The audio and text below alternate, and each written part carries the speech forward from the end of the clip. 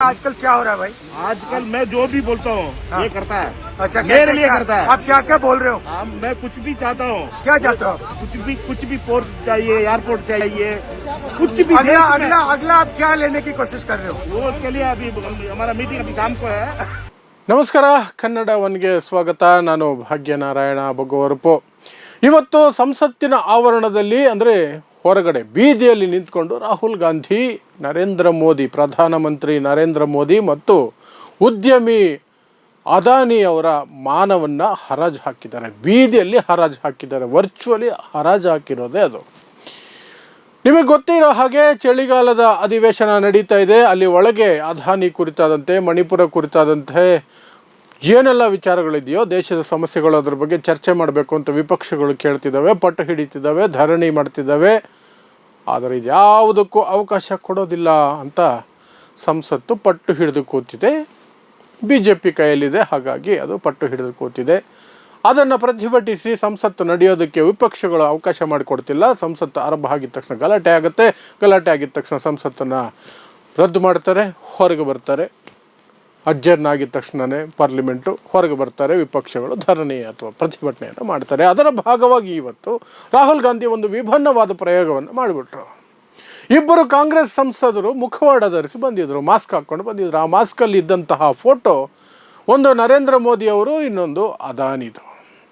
ಅವರಿಬ್ಬರನ್ನ ಅಲ್ಲಿ ಓಡಾಡಿಸಿ ಒಂದು ಸ್ವಲ್ಪ ಹೊತ್ತು ಆ ನಂತರ ಅವರ ವಿಡಿಯೋ ಮಾಡುತ್ತಾ ರಾಹುಲ್ ಗಾಂಧಿ ಅವರ ಇಂಟರ್ವ್ಯೂ ಮಾಡೋ ಹಾಗೆ ಅಣಕು ಪ್ರದರ್ಶನವನ್ನು ಮಾಡಿದರು. ಆ ಇಂಟರ್ವ್ಯೂಲ್ಲಿ ಕೇಳಿದಂತಹ ಪ್ರಶ್ನೆಗಳು, ಅದಾನಿ ಪಾತ್ರಧಾರಿ ಹೇಳಿದಂತಹ ಉತ್ತರಗಳಿದೆಯಲ್ಲ, ಅದು ಆ್ಯಕ್ಚುಲಿ ಇಡೀ ದೇಶವನ್ನು ಬಡಿದೆಚ್ಚರಿಸಬೇಕಾದಂತಹ ಹೇಳಿಕೆಗಳು. ಯಾಕಂದರೆ ಅದು ಆ ರೀತಿಯೇ ಇದೆ ಅನ್ನುವ ಮಟ್ಟಕ್ಕೆ BJP, ನರೇಂದ್ರ ಮೋದಿ, ಅಮಿತ್ ಶಾ ಇವರೆಲ್ಲರೂ ಸಹ ಈ ಸರ್ಕಾರ, NDA ಸರ್ಕಾರ ನಡ್ಕೊಳ್ತಾ ಇದೆ.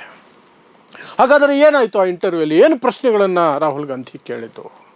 ರಾಹುಲ್ ಗಾಂಧಿ ಕೇಳಿದ್ದು ನಿಮ್ಮಿಬ್ಬರ ಸಂಬಂಧ ಹೇಗಿದೆ ಅಂತ. ಅದಕ್ಕೆ ಅದಾನಿ ಪಾತ್ರಧಾರಿ ಹೇಳ್ತಾನೆ, ನಾನು ಏನು ಹೇಳಿದ್ರು ಇವರು ಮಾಡ್ತಾರೆ, ಇವರು ಇರೋದೇ ಅದಕ್ಕೆ ಅಂತ. ಆನಂತರ ಏನೆಲ್ಲ ಮಾಡಿಕೊಟ್ಟಿದ್ದಾರೆ ನಿಮಗೆ ಅಂದರೆ, ನಾನು ಏರ್ಪೋರ್ಟ್ ಕೇಳಿದ್ರು ಕೊಡ್ತಾರೆ, ಬಂದರು ಕೇಳಿದ್ರು ಕೊಡ್ತಾರೆ, ಏನು ಕೇಳಿದ್ರು ಕೊಡ್ತಾರೆ. ಮುಂದಿನ ಪ್ರಶ್ನೆಯಾಗಿ ರಾಹುಲ್ ಗಾಂಧಿ ಕೇಳೋದು, ಸಂಸತ್ತನ್ನು ನಡೆಯೋಕ್ಕೆ ಬಿಡ್ತಿಲ್ವಲ್ಲ ನರೇಂದ್ರ ಮೋದಿ ಅವರು, ಯಾಕೆ ಅಂತಂದರೆ ಈ ವಿಚಾರದಲ್ಲಿ ನರೇಂದ್ರ ಮೋದಿ ಆಗಲಿ ನಾವಾಗಲಿ ಇನ್ವಾಲ್ವ್ ಇಲ್ಲ. ಇದು ಅಮಿತ್ ಶಾ ಅವರ ಕೈಯಲ್ಲಿರೋದು. ನೀವು ಅವರನ್ನು ಕೇಳಬೇಕು. ನಮ್ಮಿಬ್ಬರದ್ದು ಏನಿದ್ರು ನಾನು ಹೇಳಿದ ಕೆಲಸನ ಇವರು ಮಾಡ್ತಾರೆ, ಅದಕ್ಕೆ ಇವರು ಇರೋದು ಅಂತ ನರೇಂದ್ರ ಮೋದಿ ಮಾಸ್ಕ್ ಹಾಕ್ಕೊಂಡಿರೋ ವ್ಯಕ್ತಿಯ ಕಡೆಗೆ ಕೈ ತೋರಿಸೋದು.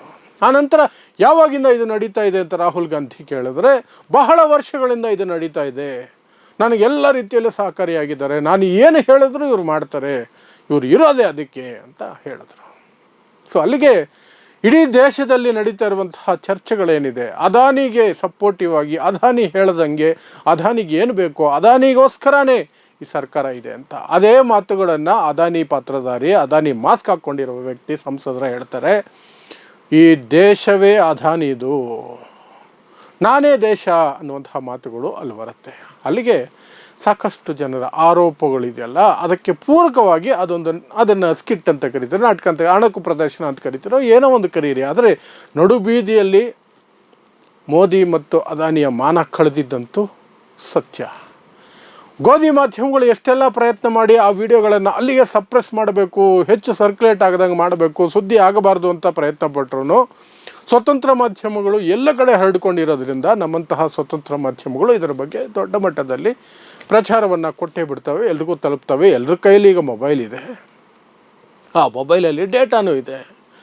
ಹಾಗಾಗಿ ಆಲ್ಮೋಸ್ಟ್ ಎಲ್ಲರಿಗೂ ಈ ವಿಡಿಯೋ ಮಧ್ಯಾಹ್ನ ನಡೆದಿದ್ದು ಸಂಜೆ ಹೊತ್ತಿಗೆ ಎಲ್ಲರ ಕೈಗೂ ತಲುಪಿಬಿಟ್ಟಿದೆ. ಆ ತಲುಪುವ ಮೂಲಕ ಸಾಕಷ್ಟು ಜನರ ಪ್ರಶ್ನೆಗಳಿಗೆ ಮತ್ತಷ್ಟು ಜೀವ ಬಂದಂಗಾಗಿದೆ. ಯಾಕೆಂದರೆ ಜನರಿಗೆ ಅದು ಒಂದು ವಿಡಿಯೋವಾಗಿ ಬಂದಾಗ ಆಗುವಂತಹ ಅಭಿಪ್ರಾಯ ಅಥವಾ ಒಂದು ಎಫೆಕ್ಟ್ ಇದೆಯಲ್ಲ, ಅದು ನಾರ್ಮಲ್ ಆಗಿ ಓದಿದಾಗ, ಇನ್ನಾರೋ ಸುದ್ದಿ ಹೇಳಿದಾಗ ಅಥವಾ ಇನ್ನೆಲ್ಲೋ ಬೇರೆಯವ್ರು ಚರ್ಚೆ ಮಾಡಿದಾಗ ಆದರೆ ಆಗಲ್ಲ. ನಮ್ಮ ಜನಕ್ಕೆ ಹಿಂಗೆ ಸ್ಕ್ರೋಲ್ ಮಾಡಿ ನೋಡ್ತಾರಲ್ಲ, ಖುಷಿ, ಹಿಂಗೆ ನೋಡ್ತಾ ಇರ್ತಾರಲ್ಲ, ಅದು ಖುಷಿ. ಅದರಲ್ಲಿ ಬಂದುಬಿಟ್ರೆ ಅದು ತಲೆಯಲ್ಲಿ ಕೂತ್ಕೊಂಡ್ಬಿಡುತ್ತೆ ಅವ್ರಿಗೆ. ಸೊ ಹಾಗಾಗಿ ಈ ವಿಡಿಯೋ ದೊಡ್ಡ ಮಟ್ಟದಲ್ಲಿ ಎಲ್ಲ ಕಡೆ ವೈರಲ್ ಆಗೋ ಮೂಲಕ ಈಗ ಜನರ ಭಾವನೆಗಳಲ್ಲಿ ಅದಾನಿ ಮೋದಿ ಏನೋ ಇದೆ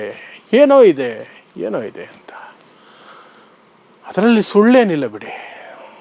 ಅದಾನಿಯನ್ನು ಯಾವೆಲ್ಲ ರೀತಿಯಲ್ಲಿ ಖುಷಿ ಪಡಿಸ್ತಿದ್ದಾರೆ ನರೇಂದ್ರ ಮೋದಿ ಅವರು ಮತ್ತು ಅವರ ಸರ್ಕಾರ ಅನ್ನೋದು ಜಗಜ್ಜಾಹೀರಾಗಿರುವಂಥ ವಿಚಾರ. ಅಮೇರಿಕಾದಲ್ಲಿ ಅದಾನಿ ವಿರುದ್ಧ ಈಗ ಅರೆಸ್ಟ್ ವಾರೆಂಟ್ ಇದೆ. ಏನಕ್ಕೆ? ಫ್ರಾಡ್ ಮಾಡಿರೋದಕ್ಕೆ, ಲಂಚ ಕೊಟ್ಟಿರೋದಕ್ಕೆ.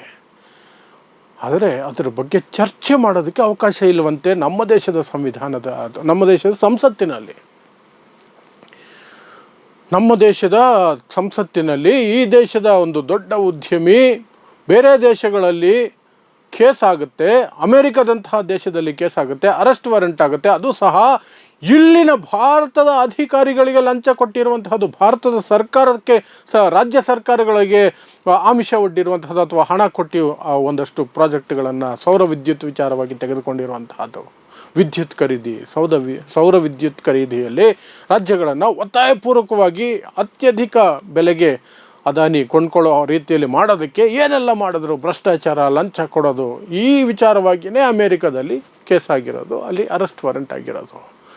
ಈಗ ಇಷ್ಟು ದಿನ ಡೊನಾಲ್ಡ್ ಟ್ರಂಪ್ ನಮ್ಮ ದೊಡ್ಡಪ್ಪ ಅನ್ನೋ ರೀತಿಯಲ್ಲಿದ್ದಂತಹ ಭಕ್ತರು, ಡೊನಾಲ್ಡ್ ಟ್ರಂಪ್ ನರೇಂದ್ರ ಮೋದಿ ಹಿಂಗೆ ಅಂತ ತೋರಿಸ್ತಾ ಇದ್ದಂತಹ ಮಾಧ್ಯಮಗಳು ಇವೆಲ್ಲವೂ ಸಹ ಈಗ ಅಮೇರಿಕವನ್ನೇ ಪ್ರಶ್ನೆ ಮಾಡೋಕ್ಕೆ ಶುರು ಮಾಡಿದ್ದಾವೆ. ಅಮೇರಿಕವನ್ನು ಶತ್ರು ರಾಷ್ಟ್ರ ಅನ್ನೋ ಥರ ನೋಡೋದಕ್ಕೆ, ಟೀಕೆ ಮಾಡೋದಕ್ಕೆ ಶುರು ಮಾಡಿದ್ದಾವೆ, ಇನ್ಕ್ಲೂಡಿಂಗ್ BJP.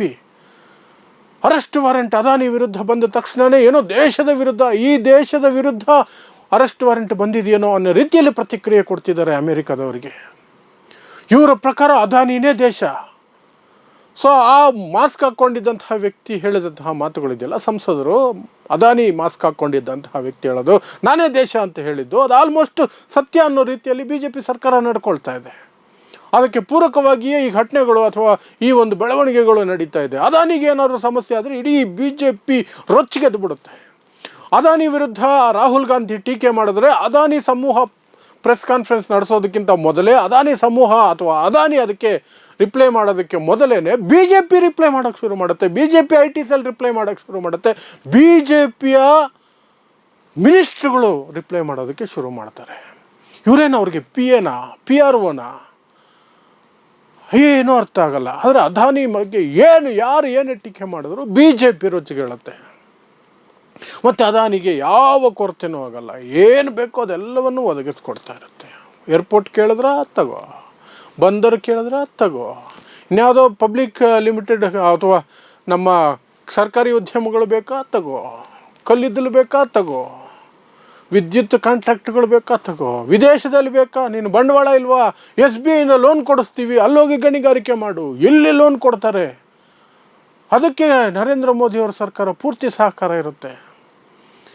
ಇಷ್ಟೆಲ್ಲದರ ನಡುವೆ ಇವತ್ತು ರಾಹುಲ್ ಗಾಂಧಿ ಈ ಎಲ್ಲ ವಿಚಾರಗಳನ್ನು ದೊಡ್ಡ ಮಟ್ಟದಲ್ಲಿ ವಿಡಿಯೋ ಮೂಲಕ ತಲುಪಿಸುವಂತಹ ಒಂದು ಕೆಲಸ ಆಯ್ತಲ್ಲ, ಅದು ನಿಜವಾಗ್ಲೂ ಕೂಡ ಜನರನ್ನು ತಲುಪುತ್ತೆ.